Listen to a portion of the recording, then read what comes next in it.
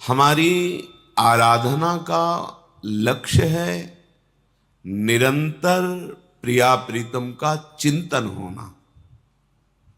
इस समस्त साधनों का सार है अनन्य चिंतन। इस अनन्य चिंतन में जो बाधक भाव है वो है विषय चिंतन। शरीर को मैं मानकर मन और इंद्रियों से विषयों का चिंतन करना, ये विषय भोग से भी अधिक घातक है। उपासक समझ नहीं पाता है, उसको लगता है क्रिया तो हम कर नहीं रहे, पर जो क्रिया करने से अंतःकरण गंदा होता है उससे भी अधिक गंदा अंतःकरण विषय चिंतन से होता है। हमारे हृदय में हर समय दो वृत्तियां जागृत रहती हैं, एक रागात्मक और एक द्वेषात्मक। इन दोनों को जो मिटा देता है वही महात्मा हो जाता है।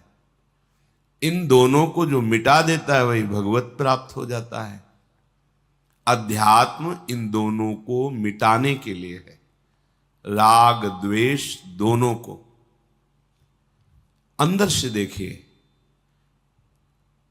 जब आप प्रयास करते हैं तब भगवत चिंतन में वृत्ति लगती है, नहीं छोड़ दें दो ही जगह वो रहेगी, कोई अनुकूल विषय कोई प्रतिकूल विषय, अनुकूल व्यक्ति प्रतिकूल व्यक्ति, बस वही राग द्वेष का चिंतन, अच्छे बुरे, बस यही मिटाना हमारी साधना है। जब तक हमारे चिंतन का जो आधार है चित्त के अधिष्ठात्र देवता भगवान वासुदेव हैं। वासुदेव अर्थात सर्वत्र विद्यमान परम तत्व। जब तक हमारा चिंतन एक एक वृत्ति के द्वारा प्रभु का नहीं होगा तब तक ये अध्यात्म रस नहीं मिलेगा, अध्यात्म का जो आनंद है नहीं मिलेगा। अध्यात्म का आनंद अखंड प्रसन्नता, प्रसन्नात्मा। ये जो आपकी प्रसन्नता नहीं रहती, आनंद नहीं रहता, उसका कारण आपकी राग द्वेषात्मक वृत्ति है। राग वृत्ति हुई तो कामना, कामना दृढ़ हुई तो क्रिया, क्रिया हुई तो और कामना के संस्कार, बस इसी में हमारा जन्म चला जाता है। हम मन को शत्रु भाव से नहीं देख पाते हैं, मन को मित्र ही नहीं अपने को मन मान लेते हैं। तदात्म भाव, तन्मय भाव मन में। अब मन ने अनुकूल माना तो मैंने अनुकूल माना, मन ने प्रतिकूल माना तो मैंने प्रतिकूल माना, मन ने अच्छा माना मान लिया, मन ने बुरा माना मैंने मान लिया। यह है संसारी पुरुष का लक्षण। साधक उपासक मन की मान्यता को शास्त्र में देखता है, ये शास्त्र सम्मत है कि नहीं, गुरु के वचनों से मिलाता है, अध्यात्म के सिद्धांतों से देखता है। यदि वो शास्त्र सम्मत, गुरु अनुकूल, इष्ट अनुकूल है तो उसकी बात मानता है, नहीं तो मन की बात बिल्कुल नहीं मानना चाहिए। अगर मन की बात मानते रहे तो ये इसी में फंसाते रहेगा।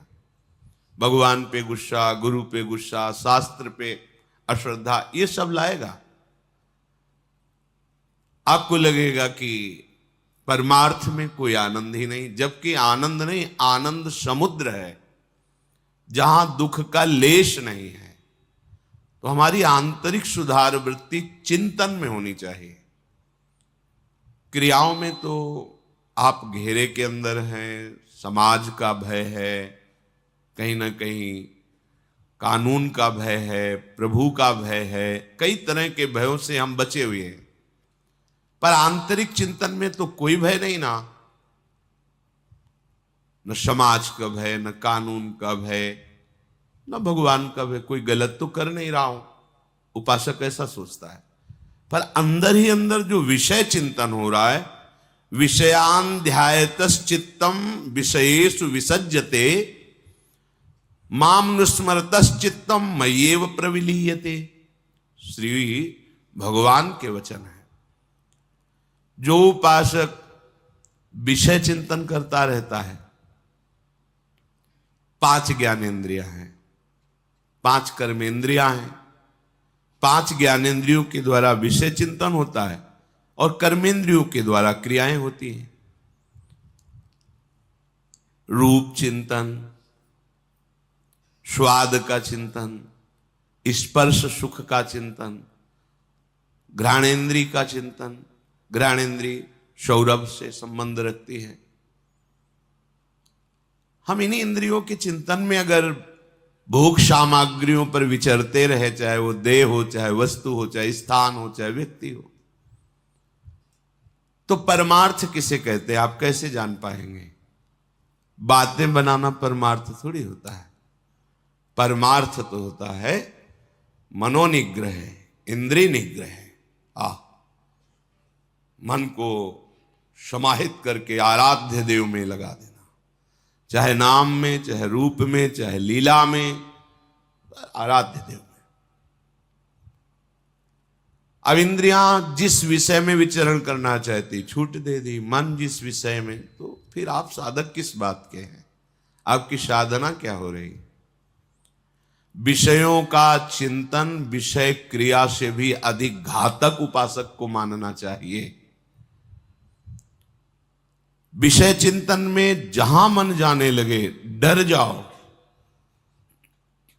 क्योंकि रजोगुण इतना भयानक है कि कहीं कहीं तमोगुण से भी ज्यादा यह भयानक स्थिति पैदा कर देता है। तमोगुण में प्रधानता, निद्रा, आलस्य, सत्कर्म में प्रमाद, मूढ़ता, ये। लेकिन रजोगुण में भोगात्मक क्रियाएं और उनका विरोध होने पर भयंकर क्रोध, हिंसा आदि तमोगुण से भी बड़ा ये मन को मलिन करने वाला रजोगुण है।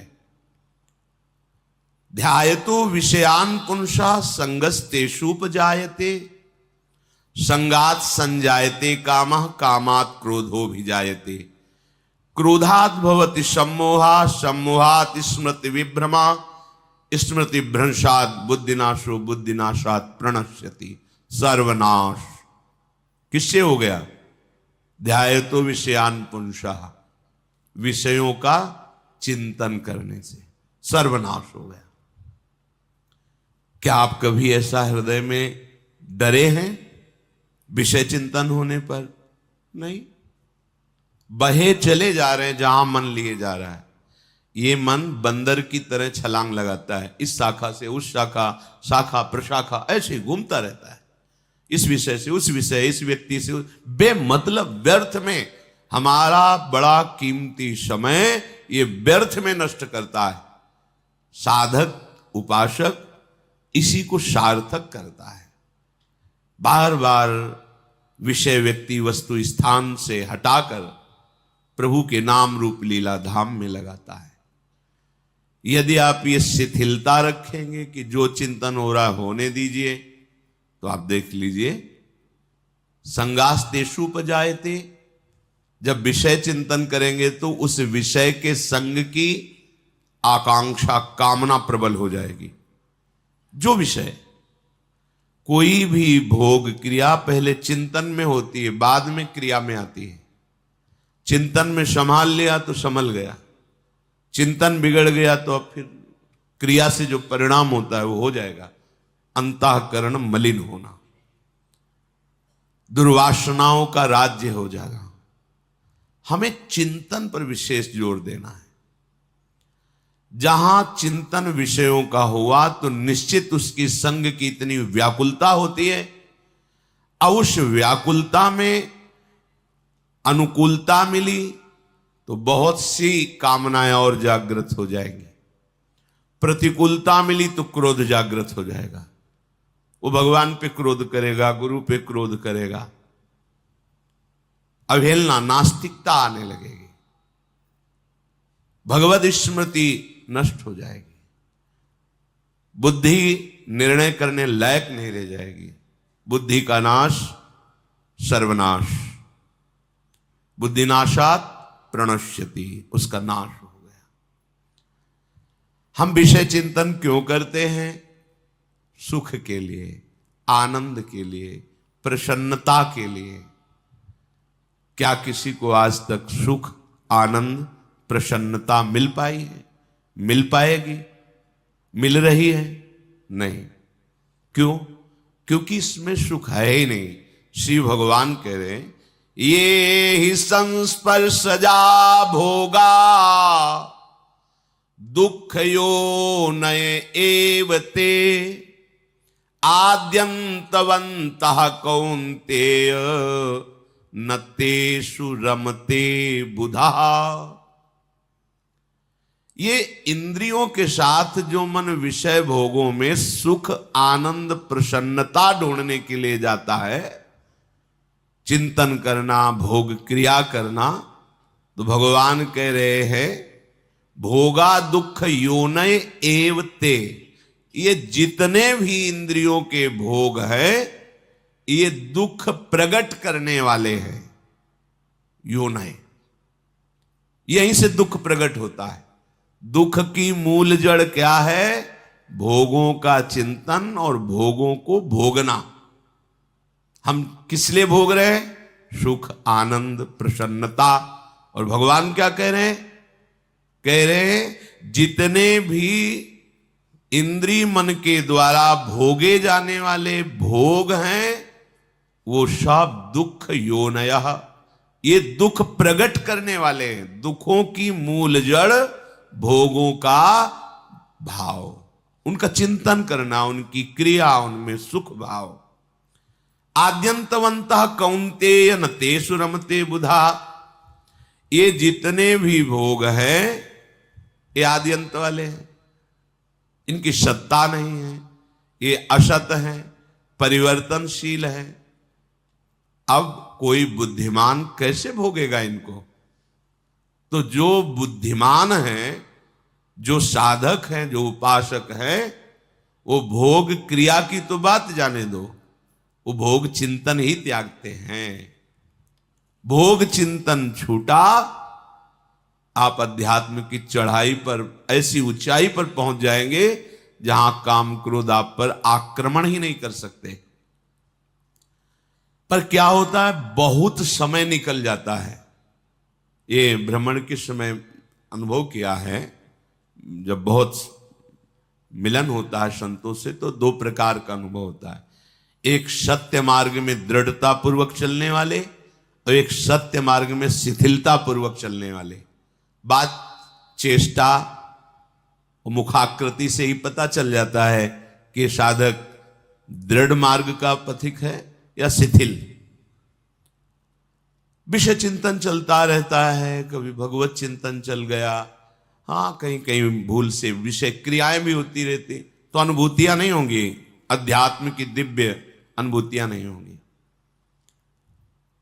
जो अंतःकरण में विषयों का तुम चिंतन करते हुए सुख का अनुभव करते हो, वही सुखाशक्ति तुम्हें भोगों में सुख का अनुभव करा रही। नहीं, भोगों में सुख नहीं है, पक्का नहीं है।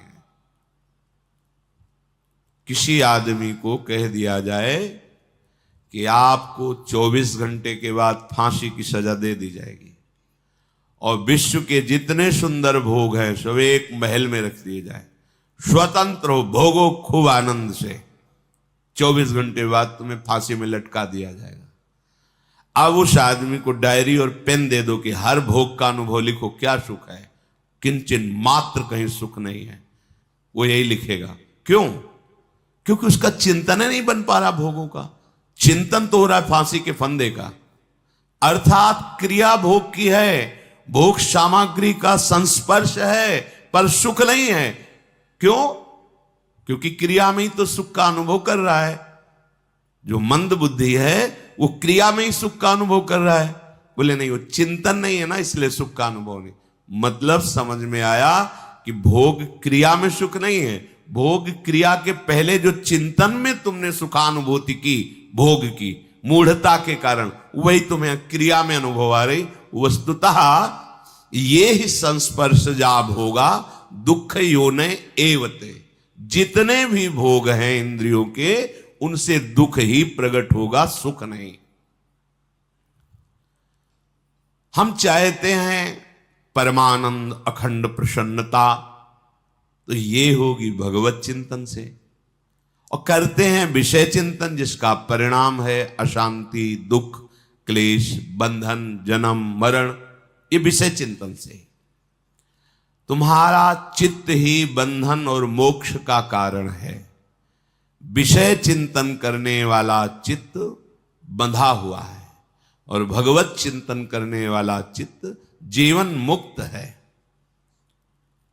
मामनुस्मर तश्चित्तम मय्येव प्रविलीयते।